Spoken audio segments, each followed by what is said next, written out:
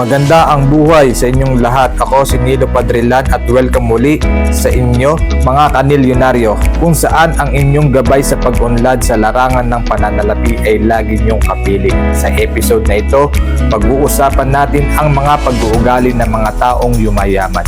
Anong meron sila na pwedeng magamit natin para marating din ang tagumpay sa pinansyal na aspeto ng buhay?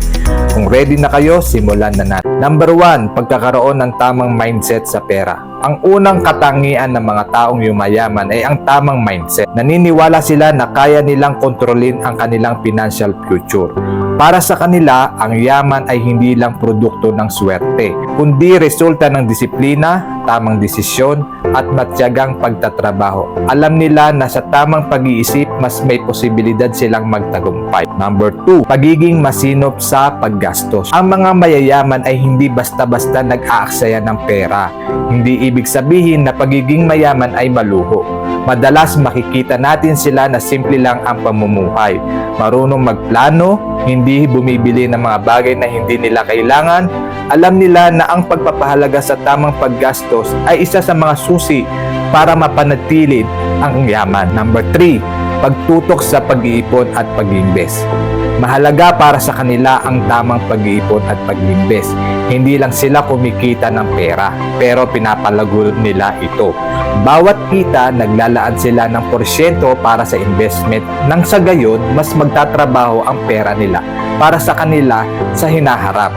Sabi nga nila, don't just work for money, make money work for you. Number 4, pagiging proactive sa edukasyong pampinansyal. Ang mga yumayaman ay patuloy na nag-aaral. Hindi sila titigil sa kaalaman kung paano palaguin ang pera nila. Nagbabasa sila ng mga libro, nakikinig sa mga eksperto, at sinasaliksik ang mga bagong oportunidad.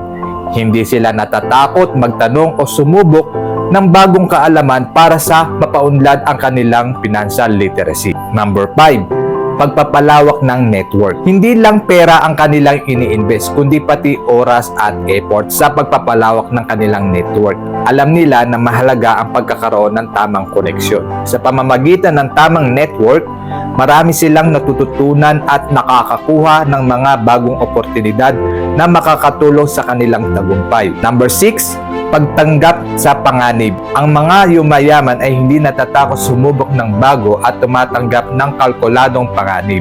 Hindi sila basta-basta sumusugal. Pero hindi rin sila takot sa posibilidad na failure, lalo na kung may potensyal na malaki ang balik. Alam na nila na minsan ang pag-take ng risk ay kailangan para sa mas malaking kita. At yan ang 6 na pag-uugali ng mga taong yumayaman. Ano sa mga ito ang maaari mong i-apply sa sarili mo? Tandaan, hindi overnight ang pagyaman. Kailangan ng disiplina, tamang pag-uugali, at handa tayong matuto sa bawat hakbang. Hanggang sa muli, ako po si Nilo Padrillan at ito ang Milyonaryo, ang inyong kasama sa pag-unlad ng inyong financial journey. Kita-kits sa susunod na episode. Bye!